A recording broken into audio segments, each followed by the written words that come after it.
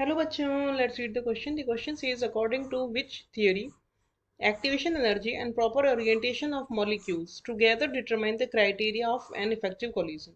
Option A Arrhenius theory, option B activated complex theory, option C collision theory, and option D both A and C.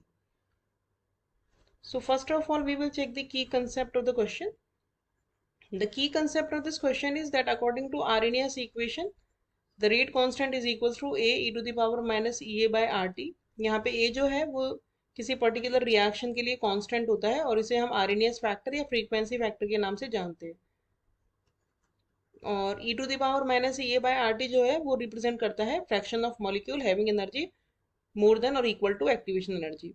और according to collision theory जो rate होती है reaction की that is equals to initially they have given z e to the power minus E A by R T, लेकिन over the time एक और factor जिसे कि स्टेरिक फैक्टर कहते हैं रो उसको भी इंट्रोड्यूस किया गया था और ये हो गई थी फाइनली लाइक दिस हेयर। यहाँ पे ये जो p है ये रिप्रेजेंट करता है स्टेरिक फैक्टर को, z जो है वो रिप्रेजेंट करता है फ्रीक्वेंसी फैक्टर को, आरएनएस फैक्टर a जो है वो शो कर रहा था वही z शो करेगा, और e to the power minus E by R T जो है वो सेम फ्रैक्शन ऑफ मॉलिक्यूल्स को रिप्रेजेंट करेगा। और जो एक्टिवेशन कॉम्प्लेक्स थ्योरी होती है वो बताती है फॉर्मेशन ऑफ एक्टिवेशन कॉम्प्लेक्स।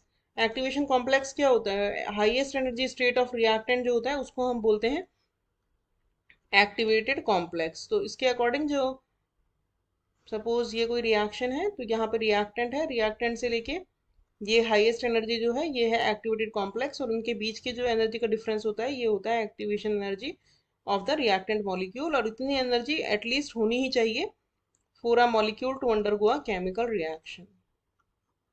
ये है एन एक्टिवेटेड कॉम्प्लेक्स थ्योरी। तो अब अगर हम इस क्वेश्चन का कंप्लीट सॉल्यूशन देखें तो आरएनएस इक्वेशन में जो बात की थी मेजरली वो की थी रेट कांस्टेंट की टेम्परेचर डिपेंडेंस के ऊपर, और रेट कांस्टेंट का dependence on the activation energy और टेम्परेचर, ये मेजर हुआ था आरएनएस थ्योरी में। और लेकिन जो कॉलिजन थ्योरी थी वो डेवलप की गई थी मैक्स ट्रॉट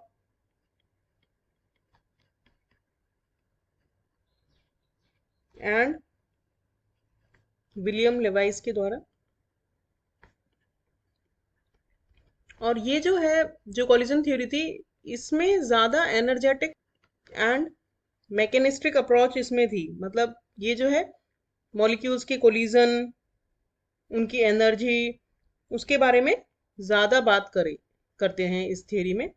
तो और ये जो थ्योरी थी वो काइनेटिक थ्योरी ऑफ गैसेस के ऊपर बेस्ड थ्योरी थी।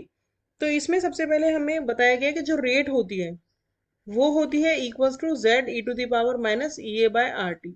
यहाँ पे z जो है वो बताता है number of collisions per second per unit volume of the reaction mixture, और इसको इन्होंने कॉलिजन फ्रीक्वेंसी के नाम से बताया, यानी कि इतने number of collisions are happening per unit time और पर यूनिट वॉल्यूम में। लेकिन बाद में ये भी रियलाइज हुआ कि जो रेट है वो सिर्फ नंबर ऑफ कॉलिजन पे डिपेंड नहीं करती बल्कि मॉलिक्यूल्स के ओरिएंटेशन पर भी डिपेंड करती है। और इन्होंने जो मॉलिक्यूल्स हैं उनको हार्ड स्फेयर यानी कि एक गोले की तरह माना था। तो इसीलिए क्योंकि ओरिएंटेशन भी इंपॉर्टेंट है मॉलिक्यूल्स का, इसीलिए एक नया फैक्टर स्टेरिक फैक्टर के नाम से इन्होंने इंट्रोड्यूस किया। और पीजेड जो होता है वो बेसिकली आपको बताता है इफेक्टिव कॉलिजन, यानी कि अगर बहुत सारे मॉलिक्यूल्स हैं वो कॉलिजन तो बहुत सारी कर रहे होंगे लेकिन जरूरी नहीं है कि every collision will convert into a product. तो वो कॉलिजन्स जो कि प्रोडक्ट में कन्वर्ट होती हैं उन्हें हम इफेक्टिव कॉलिजन कहते हैं। और उनके लिए दो फैक्टर रिस्पॉन्सिबल होते हैं, एक तो मॉलिक्यूल का ओरिएंटेशन प्रॉपर होना चाहिए और एक कॉलिजन उनके बीच में होनी चाहिए और उनके पास इतनी एनर्जी होनी चाहिए कि वो कॉलिजन कर सके। तो दोनों इंपॉर्टेंट फैक्टर्स जिस थ्योरी में इंक्लूड किए थे वो थ्योरी थी कॉलिजन थ्योरी। तो हमारा करेक्ट ऑप्शन हो जाएगा option C. Hope you understood the solution well, thank you.